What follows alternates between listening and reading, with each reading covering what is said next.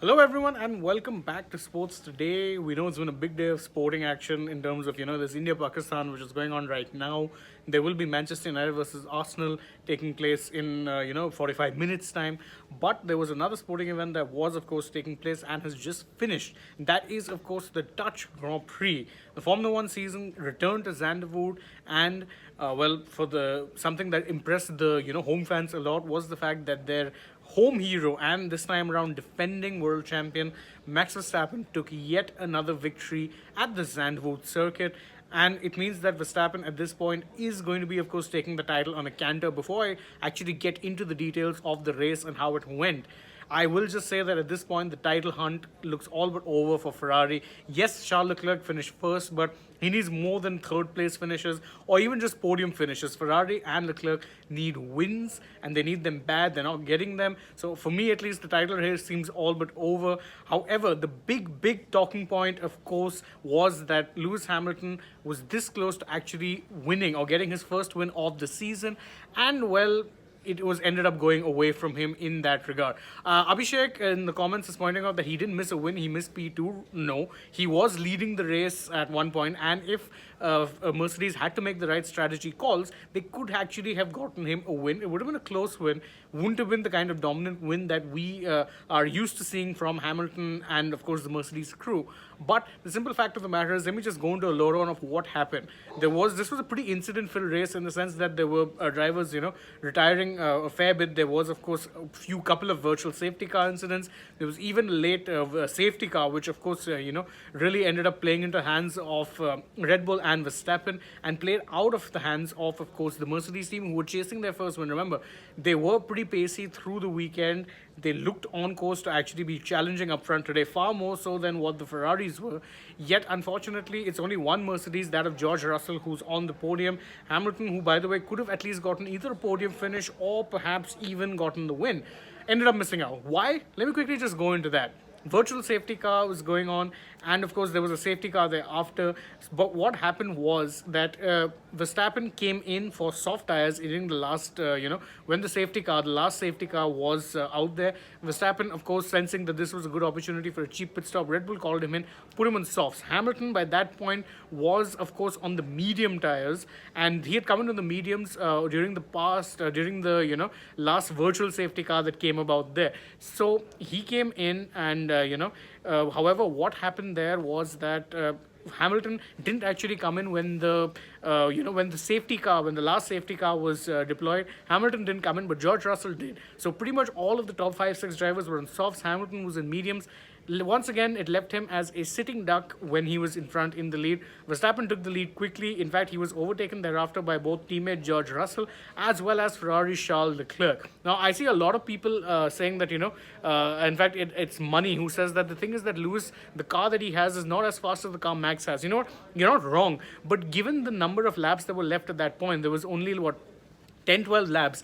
Let's put it this way: if Mercedes decided that, look, if we're gonna keep Russell in between Verstappen and Hamilton, we're gonna let Hamilton run in the clean air and develop a much of the lead, tell George Russell to hold off Verstappen as long as he could, then he could have taken the race deep. And if Hamilton had to defend for the last few laps, wouldn't have been a problem for two simple reasons. One, he would have to have, of course, caught on to Hamilton as well. The second thing, of course, we know for a fact the Zandvoort circuit, not a very great place for overtakes. So it isn't the easiest place to overtake. So in that regard, it's a win missed for Mercedes. But full credit to Red Bull and, of course, Verstappen. As one of the commenters, in fact, I'll read your name, Abhishek, says that at this point they should just hand the championship to Max. I agree. At this point, Ferrari aren't even in it. But I'll take another point which Abhishek makes, is that Ferrari are always having moments that make people laugh.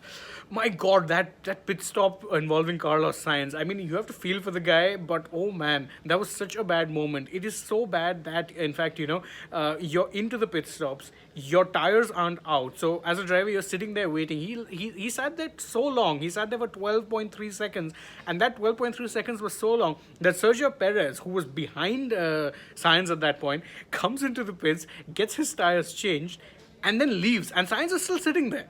So that itself should tell you just how bad a pit stop that was from the Ferrari boys. And I think Sainz described it best when he says on the radio, "Oh my God, I don't blame the guy. I mean, I would have not blamed him for actually swearing on the radio, which incidentally was what Hamilton was doing a lot. He was not a happy chappy, and I'm very interested to see what exactly he has to say in that regard. I think he'll, of course, be a little more restrained when it comes to the media. But it was pretty clear he wasn't happy because, in his eyes, he would have doubtless missed out on, of course, not just a win, but at the very least a podium finish. Remember, the Mercs had the pace in this particular circuit, but Hamilton wasn't on the right tires. Love Rami says not a bad result for the Mercs, but they should have won when Max pitted and Hamilton and Russell both were on 1-2 respectively. That's the thing. I agree. They should have won from there. If you were going to pit one of the drivers, you should have pitted both of the drivers. Or if you were going to pit Russell and let him, race Verstappen, you should have told him to be that buffer in the middle so that you could hold off Verstappen as long as you could, and then let Hamilton, defend for the last parts of the race. Again, Zandvoort, not the easiest track in the world to overtake. It's kind of old-fashioned in the sense, the old-timiness is great when it comes to the bankings, but overtaking can be a bit of a problem here. However, that being said, take nothing away from the kind of race that Red Bull and Max had. They were very, very good. Of course, you remember that the last two Dutch Grand Prix that now have happened, you remember, return to the calendar 2021, it was Verstappen who won. This year as well, he's taken the win. That's 2 race wins on the trot at his home track. And of course, the Orange Army will be going home very happy today. Abhishek once again asked, do you think that Leclerc still has any chance? No, I don't think he has any chance because, as you say, he's not only fighting Max but also his own team. At this point, I don't think that, I think Ferrari have given up because, again, if you realize that there were, reliability issues that were coming in. Who's the car that retired? It was Valtteri Bottas. What engine does the Alfa Romeo have? A Ferrari engine. So I think they've given up on this season, if you ask me. That engine's reliability is not going to be improved at all. And quite frankly, I think they've just let it go because they realized that the lead was just too big. Piyush Plavan points out that Mercedes did a Ferrari. Spot on. I couldn't agree more. And I didn't expect it from the Merc team. Bit disappointed because normally they are known to be, very calculated and very good with their strategy calls. So in that sense, it was a disappointing race. But of course, I'll look at the positives here. And personally, if you ask me, I love the look of that podium. It's arguably the 3 drivers whom many are expecting would be the ones to take the sport forward. Because you had Verstappen, who's of course the defending world champion. He was in first. You had George Russell in second, whom many people see as a world champion in the waiting. And Charles Leclerc, who's also seen as a world champion in the waiting and was in fact fighting for the title this year as well. But of course, for a variety of factors, is not fighting for that title anymore. This year, I think it's going to be Max Verstappen's title. He's taking it on a canter. In fact, the kind of form that he's displaying it's kind of like Schumacher in the Ferrari heydays or, Hamilton in the Mercedes heydays. That's the kind of form he's showing. So obviously, of course, we don't know what exactly is happening. There will be other subplots to keep an eye on. Can Mercedes get that first win? Can Ferrari actually end the season on a high? We'll know that, there's not too much of a turnover. In fact, next weekend is the Italian Grand Prix. So can the Ferrari, can Ferrari actually get their act together in front of the Tifosi? We'll know for sure. Or will it be Max Verstappen in fact, will it be Verstappen who keeps winning anyway?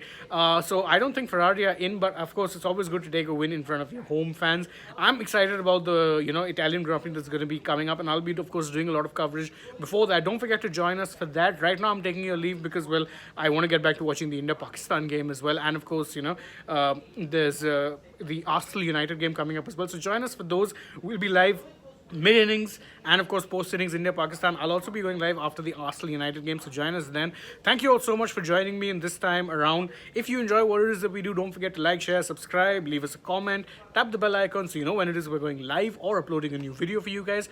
Don't also forget to follow us on Facebook, Instagram and Twitter too. Last but not least, download the AajTak app for all the breaking news updates from the world of sports. Thank you so much for joining me. Bye bye for now.